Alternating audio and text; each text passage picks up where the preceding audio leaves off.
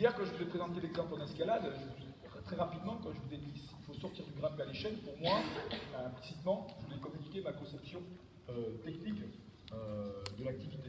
D'accord? C'était sortir du grimpe à l'échelle. C'est la première étape. En musculation, quelle est la conception technique d'un pratiquant de musculation? La conception technique pour moi d'un pratiquant de musculation, c'est quelqu'un qui est capable d'utiliser des charges qui soient suffisamment contraignantes pour induire un état de fatigue.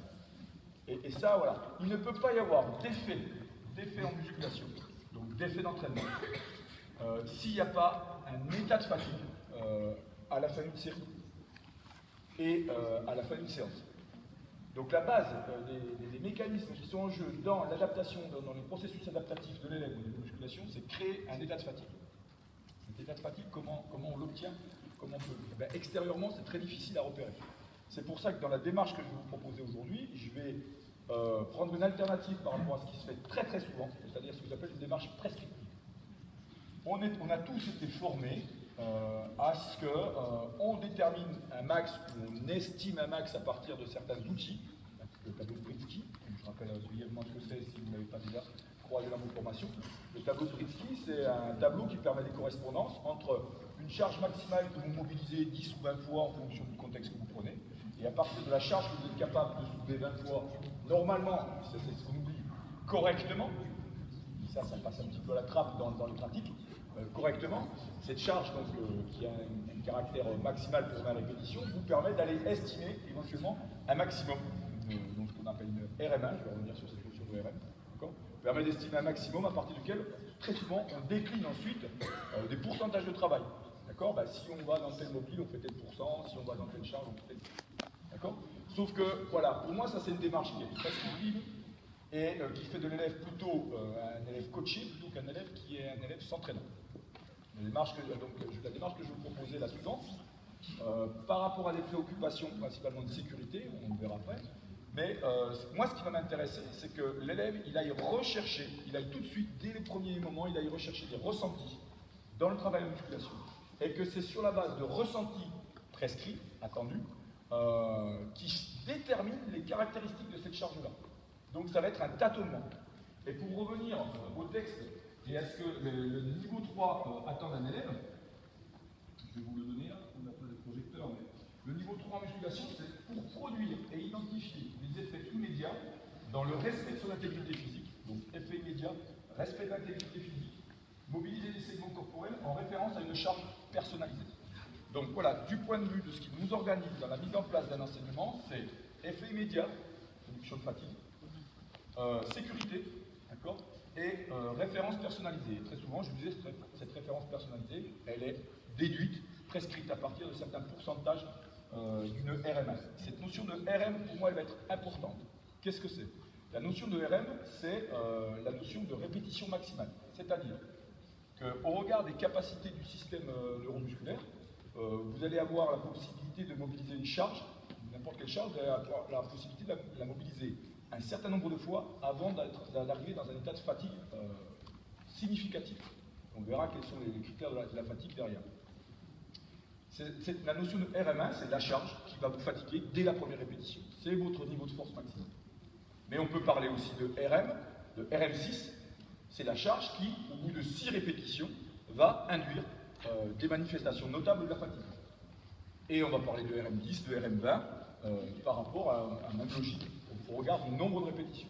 D'accord? Donc la notion de RM, c'est la rencontre de la fatigue indexée au nombre de répétitions pour lesquelles on va déterminer. Et ça, cette notion de RM, je pense que c'est un des premiers paramètres d'entraînement dont il faut que vous ayez conscience et qui vous permettra justement, en tant que paramètre d'entraînement, d'orienter le profil de travail de vos élèves, c'est-à-dire qui veut faire du mobile sportif ira sur certains types de RM, on verra, plutôt RM6, RM8 en milieu scolaire, chez les lycéens. Qui veut faire du mobile volume ira peut-être plus sur du RM10 avec d'autres paramètres d'entraînement à croiser. Qui veut faire de l'entretien ira plutôt sur du RM15, RM20. D'accord? Donc cette notion-là, elle est importante. Cette notion de RM, elle se caractérise par la rencontre avec les manifestations de la fatigue. Alors vous allez me dire pour nos élèves, comment ça se passe, la fatigue, est-ce qu'on y met des mots, est-ce qu'on y met des sensations? Alors on en arrivera peut-être à ça, Mais l'approche que je vais vous proposer, c'est d'abord une approche sécuritaire. Le public, c'est des adolescents qui se caractérisent sur le plan physiologique aujourd'hui par une grande fragilité sur une zone particulière qui est l'insertion tendino-osseuse. Ça veut dire que pour ce public-là, les formes de musculation qu'on va utiliser doivent être très prudentes sur tout ce qui va très fort et très vite, d'accord, et surtout pour tout ce qui serait très lourd. Parce que ça crée des tensions importantes au niveau des tendons. Or, c'est une zone d'insertion qui est encore pas mature chez la majorité de nos lycéens, surtout en seconde première, d'accord, et pour lesquels il faut avoir une approche avec beaucoup de précaution. La deuxième chose, c'est qu'au regard de ces caractéristiques-là, la musculature, par contre, elle, encaisse très bien et très vite les charges d'entraînement.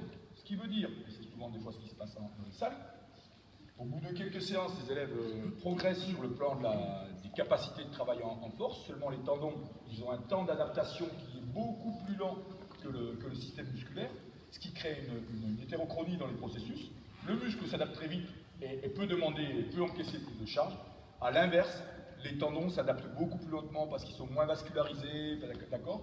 Donc il y a une adaptation beaucoup plus lente qui fait que si on travaille trop vite, trop lourd, les risques de blessure, c'est au niveau des tendons. D'accord? Donc par rapport à ça, grande prudence sur les formes de travail qu'on va utiliser. C'est la raison pour laquelle, dans les formats de travail que je vais vous proposer ce matin, on va rentrer sur du RM20. Voilà. La forme de pratique que j'impose aux élèves au départ, c'est RM20. RM20, pourquoi? Parce que d'abord, le 20 répétitions va brider notablement l'intensité des charges que je vais pouvoir mobiliser.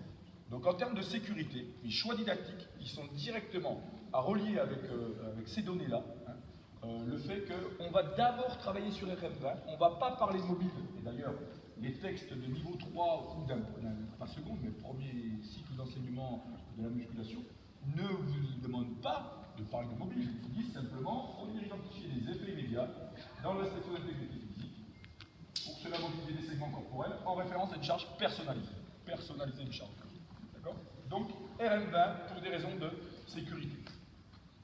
La deuxième chose qui va accompagner ce RM20, c'est qu'il faut faire comprendre aux élèves, à un moment donné, que la fatigue à différents niveaux, à différents états, qu'on peut être fatigué au bout de 20 répétitions, effectivement, mais qu'après un temps de récupération relativement court, on récupère assez rapidement des capacités de travail. Et que la fatigue qu'on recherche en musculation, elle ne se satisfait pas d'une répétition, mais elle nécessite au moins 3 répétitions, 3 séries, pardon. D'accord? Donc ça veut dire que la forme de pratique qu'on va aborder ce matin sur laquelle on va travailler, c'est 3 séries de 20 répétitions, donc 3 séries en RM20, de façon à augmenter justement le fusible sécuritaire, c'est-à-dire, attention, un élève, ce que je demande aux élèves, c'est pas de faire une seule série à 20 répétitions en arrivant des chez vous, c'est être capable d'enchaîner 3 séries de 20 répétitions avec un temps de récupération relativement court, lié au temps de travail du partenaire. D'accord? Et ça, encore, voilà, dans la structuration de la forme de pratique, ce sont surtout des préoccupations sécuritaires liées aux caractéristiques de l'adolescence qui nous organisent. La deuxième chose, on va aborder comment on va pouvoir aller rechercher les sensations de fatigue, c'est lorsque j'utilise une charge et qui va se poser dans tous les ateliers, monsieur, la première série, je l'ai faite, elle est bien passée, je fais quoi? Je mets plus lourd? Voilà, donc la première des choses, et c'est ce qui se passe en salle, les élèves ils viennent vous voir quand ils sont en salle et ils viennent vous dire j'ai mal, je ne peux plus rien faire, je me suis fait mal au bras, je suis lourd, etc. Je pense qu'il est important que dans nos cours, on ait une approche cohérente. Si on veut que nos élèves aient une attitude cohérente dans le rapport à la pratique, une attitude raisonnée, rationnelle dans le rapport aux charges, comment on évolue, comment on travaille, est-ce qu'on fait des paliers, pas des paliers, il faut à minima qu'ils le vivent en cours de PS.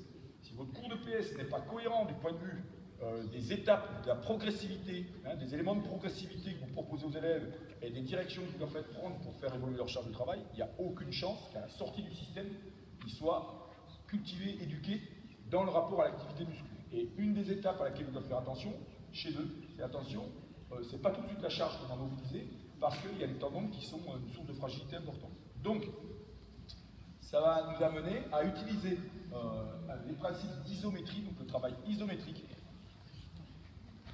Donc tout ce qui est gainage, et ça leur parle aujourd'hui, parce que sur les applis, toutes les applis, elles exploitent énormément les concepts de gainage. Donc le gainage, pour moi, la première étape pour complexifier une charge, ça va être d'ajouter des moments de gainage au niveau du travail. D'accord? Et il s'agit, tant qu'on n'a pas fait, montrer qu'on était capable de réaliser 3 séries de 20 répétitions, précédées par 30 secondes de gainage, la série et éventuellement encore 30 secondes de gainage derrière, tant qu'on n'est pas capable d'enchaîner 3 séries comme ça, on n'envisage pas une augmentation de la charge en termes de poids. D'accord? Quand les ateliers le permettent, bien sûr. Donc ça, je pense que voilà, ce sont vraiment des éléments forts de la forme de pratique que je vais vous proposer. Je vous ai donné les explications de façon à ce qu'à ce niveau-là, ce soit comme maintenant. Donc là, on a parlé de repères internes. Et maintenant, quels sont les critères externes sur lesquels on va s'appuyer, sur lesquels j'ai construit et je vais choisir de travailler avec les élèves. Donc pour moi, j'ai retenu 4 critères qui me permettent d'insister du point de vue des mobilisations segmentaires sur le côté technique, on va dire, des apprentissages. Et donc ce côté technique qui est d'abord sécuritaire. Le premier élément, c'est le placement du bassin. Avoir un bassin en légère rétroversion, de façon à éviter les cambrures au niveau du dos. Pour moi, ça c'est un élément fondamental de la pratique de la musculation, quel que soit l'exercice de musculation que je pratique. D'accord? Donc placement du bassin, ça c'est le premier, et on va travailler, c'est pour ça qu'en général, sur la première séance, je travaille énormément les abdos, on passe en revue, je fais plutôt un cours collectif au départ, où on passe en revue l'ensemble du travail sur les abdos, de façon à ce que cette problématique du placement du bassin, elle soit vraiment au cœur de la séance. On le vivra ensemble. Le deuxième critère qui me semble important pour analyser et juger de la qualité d'exécution en musculation, c'est la notion d'amplitude. Pourquoi insister sur une amplitude complète de mouvement au regard de l'articulation qui est mobilisée? C'est à nouveau un principe, on va dire, d'efficacité, on travaille le muscle sur toute sa longueur, mais c'est encore un argument que vous devez évoquer, je pense aux jeunes, dans des oraux, dans des écrits, mais pour les collègues, c'est encore un argument qui va faire que si j'oblige les élèves à travailler sur une amplitude complète, je vais donc soumettre leur travail à différentes longueurs musculaires, et on sait que le muscle n'a pas la même force aux différentes longueurs, et donc le fait de leur demander une amplitude musculaire va faire que je vais indexer la charge à la zone la plus faible au niveau de ma longueur musculaire. Si je ne gère pas ce paramètre-là et que je les laisse travailler très court, gonfler, comme ça peut se faire les séries trichées ou autres dans les salles de musculation, je vais les laisser manipuler des charges qui sont lourdes. Sur le plan musculaire, il y a des risques, mais sur le plan du transport et de la manipulation des charges, il y a aussi beaucoup de risques. D'accord? Donc voilà, une amplitude complète pour justement encore accroître cette problématique de sécurité, de contrôle de la charge. La chose que j'associe immédiatement à l'amplitude, il ne peut pas y avoir l'amplitude s'il n'y a pas une fixation du reste du corps. C'est-à-dire que si je travaille les bras en amplitude complète mais qu'il se passe ça, il y a quelque chose qui va pas. Si je suis en amplitude complète et que ça bouge dans tous les sens, je peux être en amplitude complète et si le reste n'est pas fixé, c'est pas valable. Donc par rapport à ce que vous pourrez rencontrer dans la littérature et dans les propositions de certains collègues, je pense notamment à un collègue Fagnoni, qui j'adhère à 90% à ces propositions, hein, on se retrouve beaucoup. Par contre, il rentre très tôt et très vite sur des exercices pluriarticulaires, pour la richesse des propositions faites par les élèves. Moi, à l'inverse, je vais dire au départ, sur un cycle 3, au moins au début de mon cycle, ça ne veut pas dire que ça évoluera pas à la suite, mais au moins au début de mon cycle, je vais insister sur des exercices mono-articulaires, le plus possible.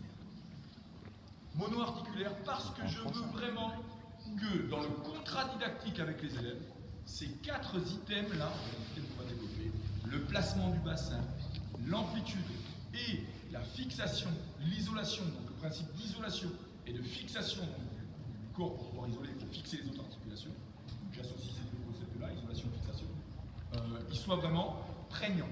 Et pour ça, je vais cibler des exercices mono-articulaires. D'accord? Et enfin, dernier principe qui me semble intéressant de repérer et de mettre en avant, c'est la notion de rythme. De rythme au niveau de l'exécution du mouvement. Pourquoi? Parce que bien souvent,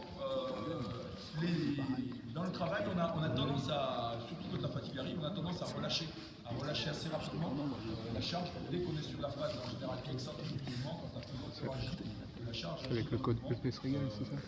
On va insister, souvent ça laisse, les élèves laissent partir. Et le problème, c'est que ça crée des butées au niveau articulaire. Le sol trop bas au niveau du squat, D'accord, et là, il y a des risques de blessures très forts au niveau des tendons et au niveau des articulations.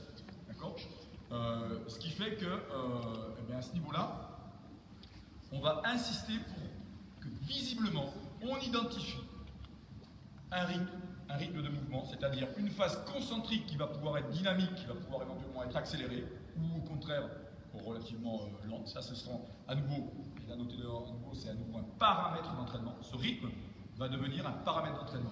Donc dans ce qui va constituer par la suite les paramètres d'entraînement, et vous voyez qu'on va les toucher dès le début sans pour autant travailler dessus, mais ils vont être présents. On a l'ARN, on a le format de travail, c'est-à-dire bloc, le nombre de séries est un paramètre d'entraînement. Et là, le rythme de travail est un paramètre d'entraînement.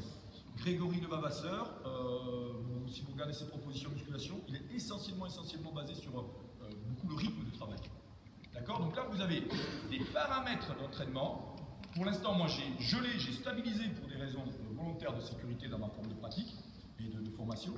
Mais là, vous avez des paramètres d'entraînement qui, après, vont pouvoir évoluer et qui vont vous faciliter, par la suite, l'orientation, la différenciation des projets d'entraînement des élèves en réponse aux mobiles qui seraient les leurs.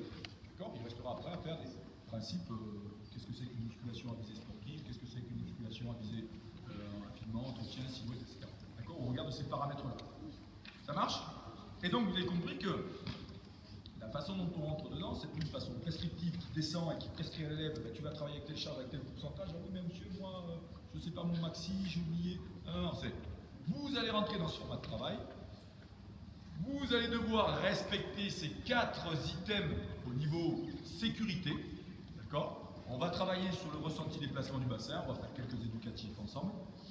Et puis vous allez tâtonner, rechercher les conditions de travail qui sont nécessaires pour qu'effectivement, dès la première série, vous ayez un ressenti, une bascule de ressenti dans les 5 dernières répétitions entre 15 et 20, qui atteste que la charge et l'effort que vous faites est effectivement un effort signifiant par rapport à vos possibilités. D'accord? Alors, hier, je crois que ça n'a pas été posé, ça m'a été rapporté. Vous vous êtes dit, oui, mais comment dans le score des groupes épiques, là, au niveau escalade, comment on fait pour choisir de mettre. Qu'est-ce qu'on met derrière le 1? Dans une série de 20 répétitions, on a des ressentis sur les premières répétitions. D'accord? On estime que la charge devient significative à partir du moment où c'est ressenti, où il y a une bascule de ressenti dans les 5 dernières répétitions. C'est-à-dire que le repère qu'ont les élèves, c'est de dire, voilà, comment tu juges et comment tu évalues la charge que tu manipules, eh bien, tu vas la juger et l'évaluer si, entre 15 et 20, les sensations de travail que tu as sont à peu près les mêmes qu'avant. Tu considères que ta charge est insuffisante, il faut donc que tu ailles chercher une complexification de ton travail. Donc déjà, commence par faire du gainage et vois ce que ça donne après quand tu fais l'exercice après du gainage. On le vivra tout à l'heure. D'accord? Et puis si ça ne suffit pas quand tu as fait les 20 répétitions, tu refais du gainage derrière. Et quand tu as fait 3 fois ça, tu peux intensifier ta charge. Mais en tout état de cause, c'est ça. Il faut qu'entre 15 et 20, on se dit, oula, ouais, là ça commence à me bousculer. C'est plus difficile, et on le verra. C'est plus difficile, mais surtout le partenaire d'entraînement, on va préciser la forme de pratique, là, je vais vous faire ça. Le partenaire d'entraînement va identifier concrètement qu'il y a des perturbations au niveau de la maîtrise technique de l'exercice. La sécurité, c'est la charge. La sécurité, donc RM20, la sécurité, c'est la forme de pratique, c'est 3 séries de RM20. Je vais préciser même plus. C'est 3 séries de RM20 dans un format bloc, c'est-à-dire, un bloc, c'est quoi? C'est l'enchaînement du même exercice 3 fois de suite. Je ne rentre pas tout de suite dans un format de circuit training. Pourquoi? Parce que dans un format de circuit training, très intéressant pour notre objectif, on y viendra après, mais dans un format de circuit training, j'ai un temps de récupération qui est long avant de revenir au même exercice. D'accord? Ce qui fait que mon musculaire récupère et ça me permet directement de mobiliser plus longtemps une charge lourde. Alors, ça peut être intéressant dans certains cas, mais moi, c'est pas ce que je veux au départ. Moi, je veux au départ brider au maximum l'intensité des charges mobilisées par l'élève. Donc, en choisissant un format très répétitif, on enchaîne les 3 séries du même exercice avant de passer à l'exercice suivant. Je crée les conditions pour qu'il y ait une pratique qui soit relativement massée, relativement dense autour de l'exercice, et donc les phénomènes de fatigue ont plus de chances de se manifester si la charge est limite que si je fais un circuit training qui pourrait les inciter à aller plus rapidement sur des charges lourdes, ce que je ne veux pas au départ. Et je veux aussi casser certaines représentations. Le fait qu'il faut forcément des charges lourdes pour que ce soit efficace, qu'il faut forcément des machines pour que la musculation soit efficace, non. Ce travail-là permet aux élèves d'avoir vite des ressentis, d'avoir des courbatures, et après ça permet de créer la discussion avec eux sur voilà, les conditions de travail, ce qui était nécessaire, est-ce qu'ils ont utilisé des grosses machines ou pas, pour ça, pas forcément. Voilà, donc ça me paraît un élément important. Et le format de travail, bloc ou circuit training, est maintenant un deuxième paramètre d'entraînement que vous pourrez utiliser justement pour après aller aligner des mobiles, d'accord, au niveau de la direction que prendra ensuite leur projet d'entraînement. D'accord? Donc, une forme de pratique RM20, 3 séries de RM20 en bloc. D'accord? Et maintenant, on va parler des premiers apprentissages au niveau de la musculation. Oui? Fonctionner sur quel type de ressenti et à quel degré? J'essaye pas de l'identifier au départ. Je le fais très simple pour que tous les élèves puissent y accéder.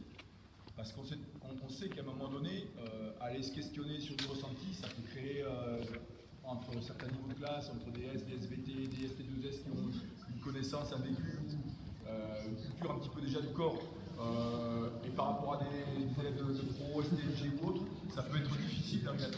Donc, la façon d'aborder le ressenti, c'est ça, c'est cette notion de bascule. Tu ne dois pas percevoir la même chose, peu importe ce que tu perçois. Pour l'instant, je ne vais pas le creuser au départ. Dis-moi simplement si entre 15 et 20, tu trouves ça plus dur ou différent de ce qui a précédé.